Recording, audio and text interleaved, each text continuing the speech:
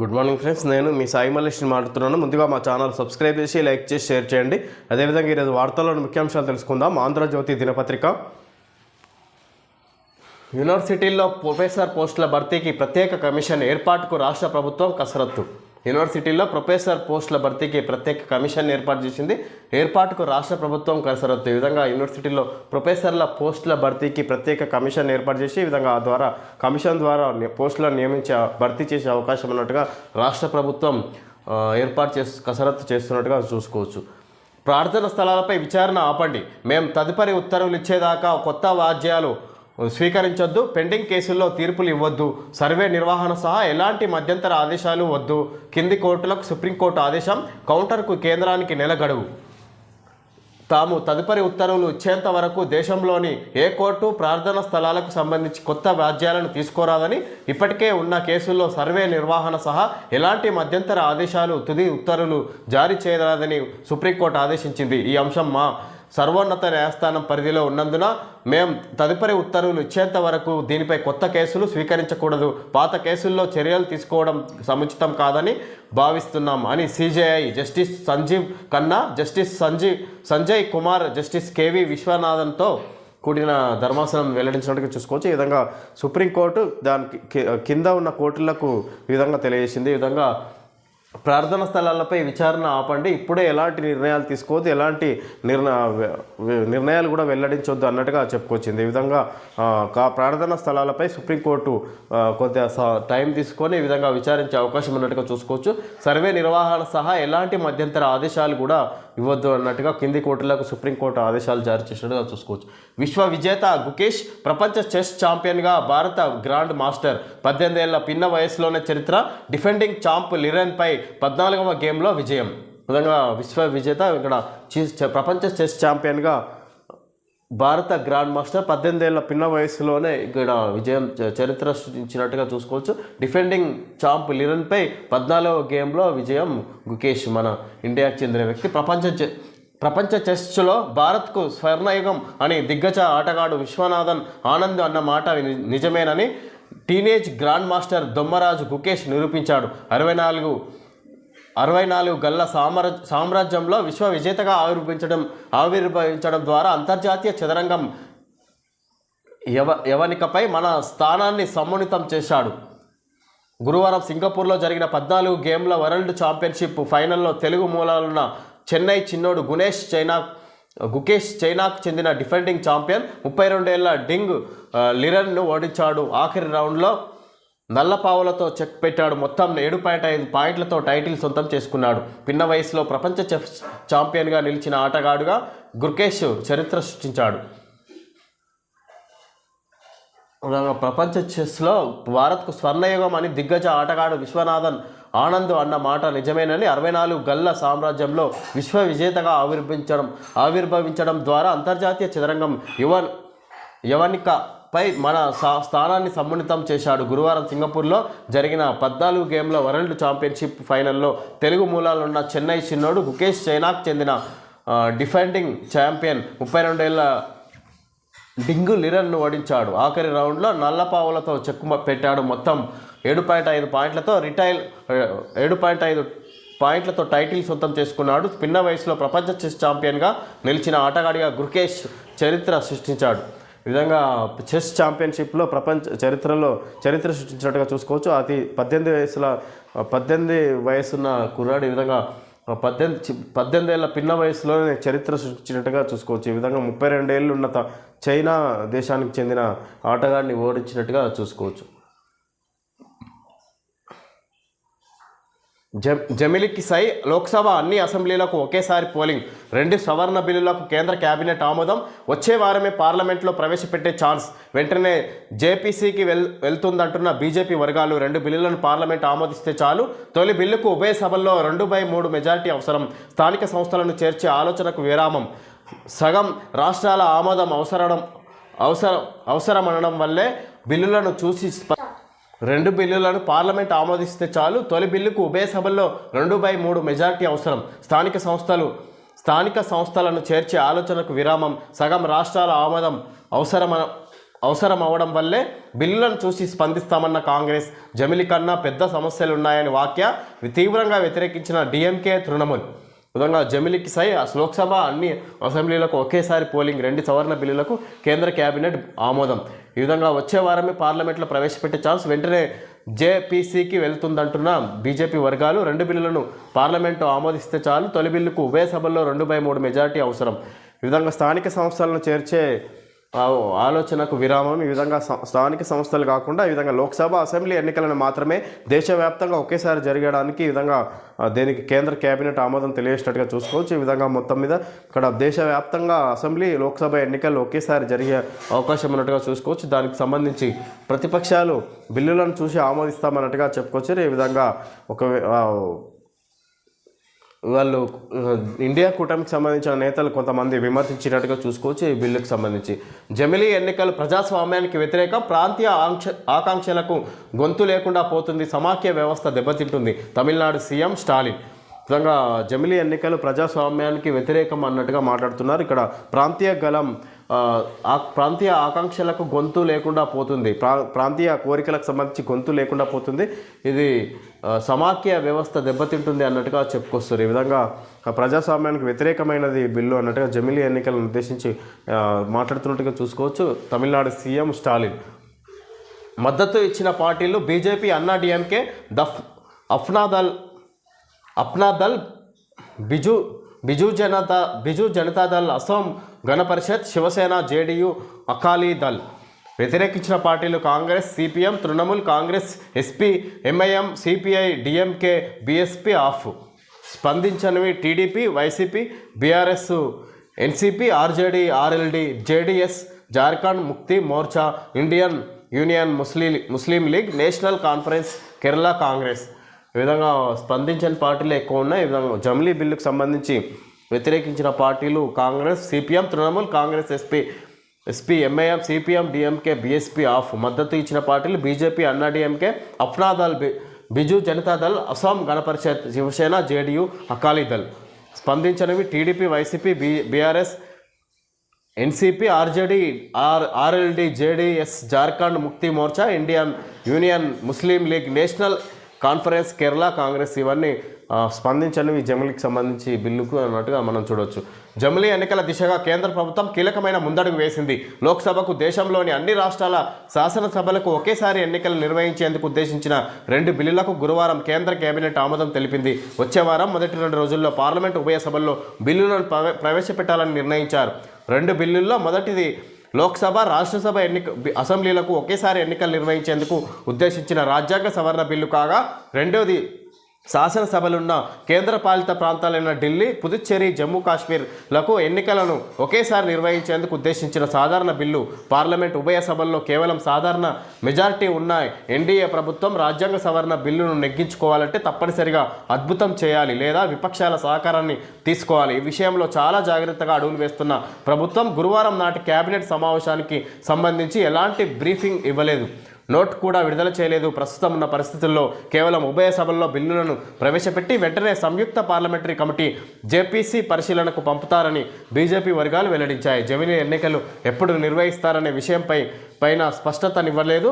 తదుపరి సార్వత్రిక ఎన్నికలు ఎప్పుడు జరిగినా జమిలీ ఎన్నికల రూపంలోనే జరుగుతాయని పార్టీ వర్గాలు తెలిపాయి. ఒకే దేశం, ఒకే ఎన్నికల దిశగా ఎంతో కొంత ముందుకు వెళ్లాలని కృత నిశ్చయంతో ఉన్న ప్రభుత్వం ఇందుకు జేపీసీ మార్గాన్ని ఎంచుకున్నట్లు తెలుస్తుంది. ఈసారి పంచాయతీ, మున్సిపల్ ఎన్నికల విషయంలో మాత్రం కేంద్ర కేబినెట్ నిర్ణయం తీసుకోలేదు. స్థానిక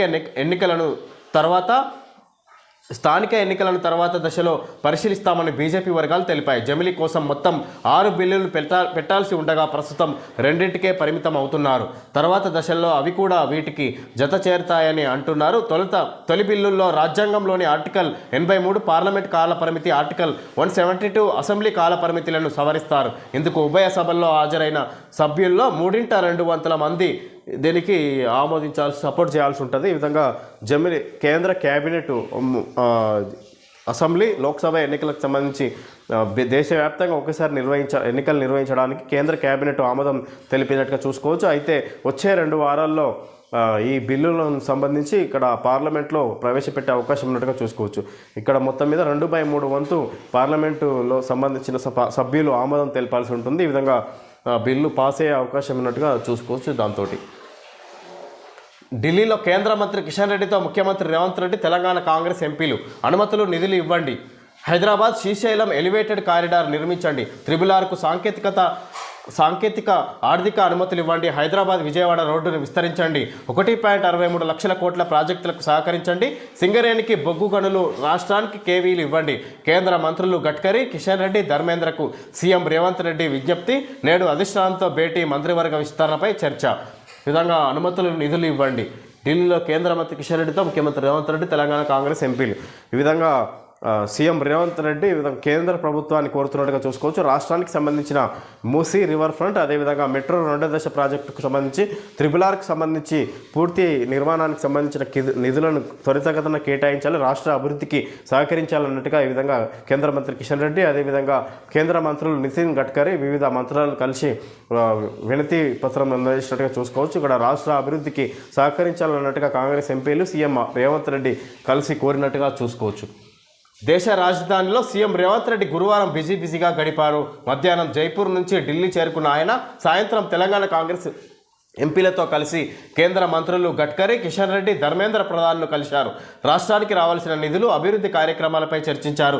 తెలంగాణకు రావాల్సిన ప్రాజెక్టుల గురించి వివరించి నిధులు, అనుమతులు ఇవ్వాలని కోరారు. రీజనల్ రింగ్ రోడ్, త్రిబుల్-ఆర్ ఉత్తర భాగానికి 159 కిలోమీటర్లు అవసరమైన ఆర్థిక అనుమతులు వెంటనే ఇవ్వాలని కేంద్ర రవాణా శాఖ మంత్రి నితిన్ గడ్కరీకి రేవంత్ రెడ్డి విజ్ఞప్తి చేశారు. 2017లోనే త్రిబుల్-ఆర్ ఉత్తర భాగాన్ని 161AA జాతీయ రహదారిగా ప్రకటించారని గుర్తు చేశారు. ఈ రహదారి నిర్మాణానికి అవసరమయ్యే భూమిలో 94% రాష్ట్ర ప్రభుత్వం సేకరించిందన్నారు. ఇక దక్షిణ కాశీగా పేరొందిన శ్రీశైలాన్ని హైదరాబాద్తో అనుసంధానించే NH 765లో 125 కిలోమీటర్ల దూరం జాతీయ రహదారుల ప్రమాణాలతో ఉందని, మిగిలిన 62 కిలోమీటర్లు అమరాబాద్ అటవీ ప్రాంతంలో ఉందని వివరించారు. అటవీ పర్యావరణ శాఖ నిబంధనల ఫలితంగా ఈ విధంగా త్రిబుల్-ఆర్కి సహకరించాలి. మొత్తం మీద దానికి ఉత్తర భాగానికి సంబంధించిన ప్రణాళిక భూసేకరణ అయిపోయింది. అదేవిధంగా ఇక్కడ దక్షిణ భాగానికి సంబంధించి శ్రీశైలం వైపు హైవే వైపు ఈ విధంగా పెండింగ్లో ఉంది. దానికి సంబంధించిన దక్షిణ కాశీగా పేరొందిన శ్రీశైలాన్ని హైదరాబాద్తో అనుసంధానించి NH 765లో 125 కిలోమీటర్ల దూరం జాతీయ రహదారుల ప్రమాణాలతో ఉందని, మిగిలిన 62 కిలోమీటర్లు అమరాబాద్ అటవీ ప్రాంతంలో ఉందని వివరించారు. అటవీ పర్యావరణ శాఖ నిబంధనల ఫలితంగా విధంగా మొత్తం మీద రోడ్డుకు రవాణాల కూడా ఇక్కడ విస్తరించాలి, అభివృద్ధికి సహకరించాలన్నట్టుగా ఇక్కడ కేంద్ర రోడ్డు రవాణాల శాఖ మంత్రి నితిన్ గడ్కరీని కలిసి కోరినట్టుగా చూసుకోవచ్చు. ఈ విధంగా అదేవిధంగా కేంద్ర మంత్రి కిషన్ రెడ్డి ఇంకా వివిధ కేంద్ర మంత్రులను కలిసి సీఎం రేవంత్ రెడ్డి వివిధ ప్రాజెక్టుల గురించి, అదేవిధంగా రాష్ట్రంలో జరిగే వివిధ ప్రాజెక్టుల గురించి వివరించినట్టుగా చూసుకోవచ్చు. దానికి సంబంధించిన నిధులను, అనుమతులు కూడా త్వరితగతిన ఇవ్వాలన్నట్టుగా రాష్ట్రానికి కోరినట్టుగా చూసుకోవచ్చు సీఎం రేవంత్ రెడ్డి. విస్తరణపై అధిష్టానానిదే తుది నిర్ణయం. ప్రజాపాలనపై 50% పైగా ప్రజలు సంతృప్తిగా ఉన్నారు. హైడ్రాకు ధనిక పేద తేడాలు లేవు, ఢిల్లీలో మీడియాతో భట్టి. విధంగా విస్తరణపై అధిష్టానానిదే తుది నిర్ణయం. విధంగా మంత్రివర్గ విస్తరణపై మాట్లాడుకొచ్చారు బట్టి విక్రమార్క. మంత్రివర్గ విస్తరణపై అధిష్టానానిదే తుది నిర్ణయం. విధంగా కాంగ్రెస్ అధిష్టానం ఎవరి పేర్లు తెలియజేస్తే వాళ్ళనే నియమిస్తామన్నట్టుగా చెప్పుకోవచ్చు. ముఖ్యంగా మంత్రివర్గ విస్తరణపై ప్రజాపాలనపై 50% పైగా ప్రజలు సంతృప్తిగా ఉన్నారు. ఈ విధంగా గడిచిన సంవత్సర కాలంలో ప్రజాపాలనపై ఈ విధంగా 50% పైగా ప్రజలు సంతోషంగా ఉన్నారన్నట్టుగా చెప్పుకొస్తారు. హైడ్రాకు ధనిక తేడాలు లేవు, ఢిల్లీలో ఎవరైనా సమాధానమే. ఇక్కడ అక్రమంగా నిర్మించుకున్న కట్టడాలను ధనికులైనా పేదవాళ్ళైనా కూల్చేస్తామని చెప్పుకొస్తారు. ఈయన హైడ్రా ఆధ్వర్యంలో చట్టపరంగా ముందుకెళ్తామన్నట్టుగా మీడియాతో ఢిల్లీలో ఉప ముఖ్యమంత్రి బట్టి విక్రమార్క తెలియజేసినట్టుగా చూసుకోవచ్చు. బీసీ నివేదికపై ప్రత్యేక కమిషన్ కసరత్తు. జిల్లాల పర్యటనలు, భేటీలు ఇప్పటికే పూర్తి వివరాలతో ప్రాథమిక నివేదిక సిద్ధం. కులగణన వివరాలు సేకరించాక ఎంత మేర రిజర్వేషన్ ఇవ్వాలో సూచించే అవకాశం. ప్రభుత్వానికి 2 దఫాలుగా నివేదిక. స్థానిక సంస్థల్లో బీసీలకు ఎంత శాతం రిజర్వేషన్లను ఖరారు చేయాలన్న అంశంపై నియామకమైన ప్రత్యేక డెడికేటెడ్ కమిషన్ నివేదికను సిద్ధం చేస్తుంది. ఇప్పటివరకు కమిషన్ దృష్టికి వచ్చిన అంశాలు, జిల్లాల పర్యటనలో సేకరించిన వివరాలన్నింటినీ క్రోడీకరించి ప్రాథమికంగా ఒక నివేదిక సిద్ధం చేస్తుంది. అనంతరం కులగణన వివరాలను కూడా కమిషన్ సేకరించనుంది. అన్ని వివరాలను క్రోడీకరించి ఈ నెలాఖరులోగా ప్రభుత్వానికి నివేదిక సమర్పించేందుకు కసరత్తు చేస్తుంది. తెలంగాణలో నిర్వహించనున్న స్థానిక సంస్థల ఎన్నికల్లో బీసీలకు కేటాయించాల్సిన రిజర్వేషన్లను ఖరారు చేసేందుకు రాష్ట్ర ప్రభుత్వం గత నెలలో ప్రత్యేక కమిషన్ను నియమించిన విషయం తెలిసిందే. కమిషన్ ఏర్పాటైన వెంటనే రంగంలోకి దిగడంతో పాటు జిల్లాల వారీగా సమావేశాలు నిర్వహించింది. మేధావులు, ప్రజా సంఘాలు, కుల సంఘాల నుంచి విజ్ఞప్తులను సేకరించింది. దాదాపు నెల రోజుల్లోనే విధంగా బీసీ నివేదికపై ప్రత్యేక కమిషన్ కసరత్తు, జిల్లాల పర్యటనలు, భేటీలు ఇప్పటికే పూర్తి వివరాలతో ప్రాథమిక నివేదిక సిద్ధం. కులగణన వివరాలు సేకరించాక ఎంత మేర రిజర్వేషన్ ఇవ్వాలో సూచించే అవకాశం.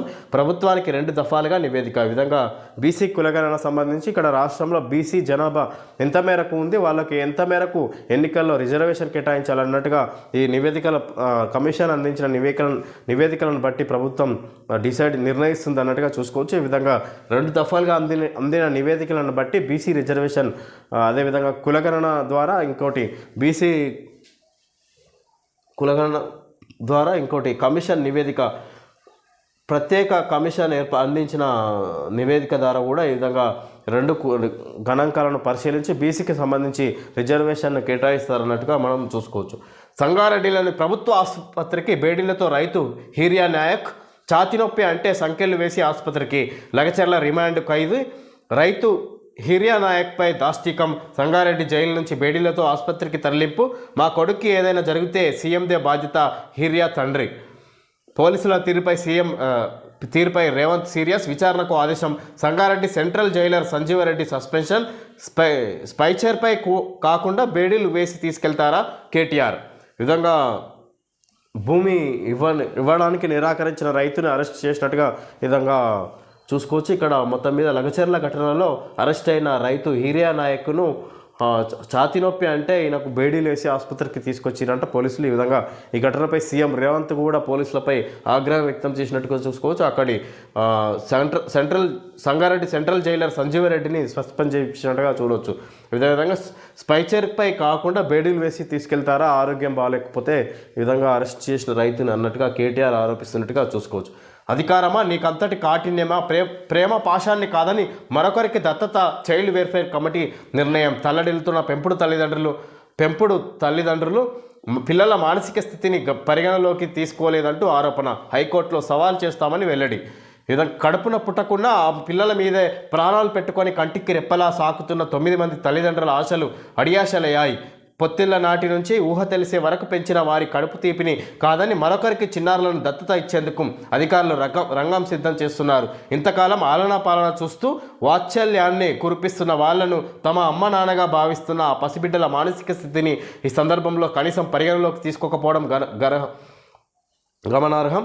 ఈ చట్టబద్ధంగా దత్తత తీసుకోలేదన్న కారణంగా 6 నెలల కిందట 13 మంది పిల్లలను పెంపుడు తల్లిదండ్రుల నుంచి విధంగా 6 నెలల కిందట 13 మంది పిల్లలను పెంపుడు తల్లిదండ్రుల నుంచి దూరం చేసినట్టుగా చూసుకోవచ్చు. ఈ విధంగా చైల్డ్ వెల్ఫేర్ కమిటీ ఈ నిర్ణయం తీసుకున్నట్టుగా చూసుకోవచ్చు. ఈ కఠిన నిర్ణయానికి విధంగా చిన్నపిల్లలు వాళ్ళే మా తల్లిదండ్రులను భావించుకున్నారు. ఈ విధంగా వాళ్ళు తల్లిదండ్రులేమో వీళ్ళే మా పిల్లలని భావించుకొని పెంచిన పిల్లలను ఇక్కడ చట్ట ప్రకారం నిబంధనల ప్రకారం వాళ్ళు దత్తత తీసుకోలేదని చైల్డ్ వెల్ఫేర్ కమిటీ పిల్లలను తల్లిదండ్రుల నుంచి దూరం చేసిందంటే దానిపై వీళ్ళు తల్లిదండ్రులు కోర్టుకు వెళ్ళినట్టుగా చూసుకోవచ్చు. హైకోర్టులో సవాల్ చేస్తామని వెల్లడి చేస్తారు. ఈ విధంగా ఇంత అధికారంతో ఈ విధంగా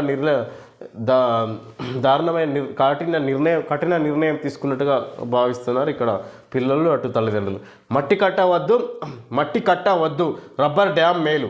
మేడిగడ్డపై ఇంజనీరింగ్ నిపుణుల సూచన. భారీగా వరద వచ్చినా ప్రమాదం ఉండదని వెల్లడి.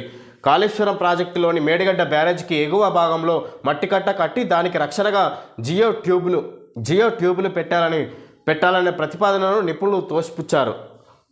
మట్టి కట్ట ఏమాత్రం సురక్షితం కాదని దాని స్థానంలో రబ్బర్ డ్యామ్ కట్టుకోవాలని సూచించారు. గత ఏడాది అక్టోబర్లో మేడిగడ్డ బ్యారేజ్ కుంగిపోయింది. దీంతో పాటు అన్నారం సుందిళ్లపై అధ్యయనం చేసి శాశ్వతంగా చేపట్టాల్సిన చర్యలను సిఫారసు చేసే బాధ్యతను జాతీయ ఆనకట్టల భద్రతా సంస్థ NDSAకు తెలంగాణ అప్పగించింది. అయితే కోరిన అన్ని పరీక్షల నివేదికలు ఇవ్వకుండా తమను సంప్రదించకుండా చేపట్టిన చర్యలతో బ్యారేజీల వైఫల్యానికి గల సాంకేతిక ఆధారాలు ధ్వంసమయ్యాయని ఈ విధంగా మట్టి కట్ట వల్ల మట్టి కట్ట వద్దు రబ్బర్ డ్యామ్ వేయాలని ఈ విధంగా సూచిస్తుంది. మేడిగడ్డపై ఇంజనీరింగ్ నిపుణుల సూచన, భారీగా వరద వచ్చినా ప్రమాదం ఉండదని వెల్లడి. విధంగా కాళేశ్వరం ప్రాజెక్టులోని మేడిగడ్డ బ్యారేజ్కి ఎగువ భాగంలో మట్టి కట్ట కట్టి దానికి రక్షణగా జియో ట్యూబ్లు పెట్టాలనే ప్రతిపాదనను నిపుణులు తోసిపుచ్చారు. మట్టి కట్ట ఏమాత్రం సురక్షితం కాదని దాని స్థానంలో రబ్బర్ డ్యాములు కట్టుకోవాలని సూచించారు. గత ఏడాది అక్టోబర్లో మేడిగడ్డ బ్యారేజ్ కుంగిపోయింది. దీంతో పాటు అన్నారం సింధులపై అధ్యయనం చేసి శాశ్వతంగా చేపట్టాల్సిన చర్యలను సిఫారసు చేసే బాధ్యతను జాతీయ ఆనకట్టల భద్రతా సంస్థ NDSAకు తెలంగాణ అప్పగించింది. అయితే కోరిన అన్ని పరీక్షల నివేదికలు ఇవ్వకుండా తమను సంప్రదించకుండా చేపట్టిన చర్యలతో బ్యారేజీల వైఫల్యానికి గల సాంకేతిక ఆధారాలు ధ్వంసమయ్యాయని ఈ విధంగా సిఫారసు చేసే బాధ్యతను జాతీయ ఆనకట్టల భద్రతా సంస్థ NDSAకు తెలంగాణ ప్రభుత్వం అప్పగించింది. ఈ విధంగా గత ప్రభుత్వం ఏర్పాటు చేసిన కాళేశ్వరం ప్రాజెక్టులకు సంబంధించి మేడిగడ్డ ప్రాజెక్టు, అదేవిధంగా సుందిల్లా,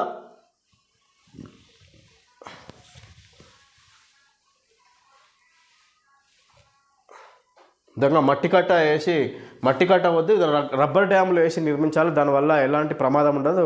అధికంగా వరద వచ్చినా కూడా, ఇక్కడ భారీగా వరద వచ్చినా కూడా ప్రమాదం ఉండదు అన్నట్టుగా నిపుణులు చెప్పుకొస్తున్నట్టుగా చూసుకోవచ్చు. ఎన్కౌంటర్లో 7 మావోయిస్టుల మృతి. ఛత్తీస్గఢ్లోని అబూజుమాడ్లో ఘటన. మృతులంతా ఇంద్రావతి దళ సభ్యులు, వారిలో 2 మహిళలు. విప్లవ సాహిత్యం, తుపాకుల సీజ్. అమిత్ షా పర్యటన వేళ అలజడి. విధంగా ఎన్కౌంటర్లో మరో 7 మావోయిస్టులు మృతి చెందినట్టుగా చూసుకోవచ్చు. ఛత్తీస్గఢ్లోని అబూజుమాడ్లో ఈ విధంగా ఘటన జరిగినట్టు చూసుకోవచ్చు. ఈ విధంగా అమిత్ షా పర్యటన వేళ ఈ విధంగా అక్కడ కూంబింగ్ నిర్వహిస్తున్నట్టుగా చూసుకోవచ్చు. ఆ భాగంలో అక్కడ మావోయిస్టులు మరణించినట్టుగా చూసుకోవచ్చు. ఏజెన్సీలు గజగజ. ఆదిలాబాద్ జిల్లా బేలలో 7 డిగ్రీలు నమోదు. వచ్చే 3 రోజుల్లో రాష్ట్రంలో మరింత చలి 2 నుంచి 4 డిగ్రీల మధ్యకు పడిపోయే ఛాన్సు. విధంగా ఇంకా ఉష్ణోగ్రత తగ్గే అవకాశం ఉన్నట్టుగా చూసుకోవచ్చు. ఈ విధంగా 7 డిగ్రీ ఆదిలాబాద్ జిల్లాలో బేలలో 7 డిగ్రీల అత్యంత తక్కువ నమోదైనట్టుగా చూసుకోవచ్చు ఉష్ణోగ్రత. ఈ విధంగా ఏజెన్సీలు ఇంకా ఎక్కువ చలికి గురవుతున్నట్టుగా ఇక్కడ చూడొచ్చు వార్త. సినిమాల్లోనే నటన రాదు. సినిమాలోనే నటన జీవితంలో రాదు. మీడియా ప్రతినిధిపై దాడి చేయాలనుకోలే. రాత్రి ఇంట్లోకి వచ్చి ఇబ్బంది పెట్టారు. మైకు నా కంటికి తగిలింది, అందువల్లే లాక్కొని కొట్టా మోహన్ బాబు. ఆయనపై అత్యాయత్నం కేసు నమోదు. ఈ విధంగా సినిమాల్లోనే నటన, జీవితంలో రాదు, బయట నేను నటించడం రాదన్నట్టుగా చెప్పుకొస్తున్నారు మోహన్ బాబు. విలేకరులపై జరిగిన దాడి గురించి చెప్పుకొస్తున్నట్టుగా చూసుకోవచ్చు మోహన్ బాబు. ఈ విధంగా వాళ్ళు ఇంట్లోకి వచ్చి ఈ విధంగా నా కంటికి తగిలించిన మైక్ అన్నట్టుగా ఆ ఉద్దేశంతో వాళ్ళని అందువల్ల లాక్కొని కొట్టా అన్నట్టుగా మోహన్ బాబు మాట్లాడుతున్నారు. ఆయనపై అత్యాయత్నం కేసు నమోదైనట్టుగా చూసుకోవచ్చు మోహన్ బాబుపై. ఈ విషయానికి సంబంధించి H1B వీసాదారుల జీవిత భాగస్వాములకు శుభవార్త. ఆటోమేటిక్ రెన్యువల్ గడువు 180 నుంచి 540 రోజులకు పొడిగింపు. H1B వీసాదారుల జీవిత భాగస్వాములకు శుభవార్త. ఆటోమేటిక్ రెన్యువల్ గడువు 180 నుంచి 540 రోజులకు పొడవు. ఈ విధంగా భారీగా వాళ్లకు గడువు ఇచ్చినట్టుగా చూసుకోవచ్చు. 180 రోజుల నుంచి 540 రోజులకు పొడిగించారు. ఈ విధంగా మొత్తం మీద ఒక 2 సంవత్సరాల పాటు అదనంగా కేటాయించినట్టుగా చూసుకోవచ్చు. H1B వీసాదారుల జీవిత భాగస్వాములు ఒకే దగ్గర ఉండడానికి అవకాశం ఉన్నట్టుగా చూడొచ్చు. ధరణి పోర్టల్ తాత్కాలిక బంద్. 16వ తేదీ ఉదయం వరకు డేటాబేస్ వర్షన్ అప్గ్రేడ్ వల్లే. ధరణి పోర్టల్ తాత్కాలికంగా బంద్ చేయించారు. 16వ తేదీ ఉదయం వరకు డేటాబేస్ వెర్షన్ అప్గ్రేడ్ వల్లే. ఈ విధంగా ధరణి పోర్టల్ డేటాబేస్ వెర్షన్ అప్గ్రేడ్ చేయడానికి ఈ విధంగా ఆ పోర్టల్ని మొత్తం ప్రస్తుతం ఆపేసినట్టుగా చూడొచ్చు. 16వ తేదీ ఉదయం వరకు ఇది పనిచేయదన్నట్టుగా మనం చూడొచ్చు ధరణి యాప్. ఓకే ఫ్రెండ్స్, ఈరోజు వార్తల్లో ముఖ్యాంశాలు తెలియజేయడం జరిగింది. Thank you friends.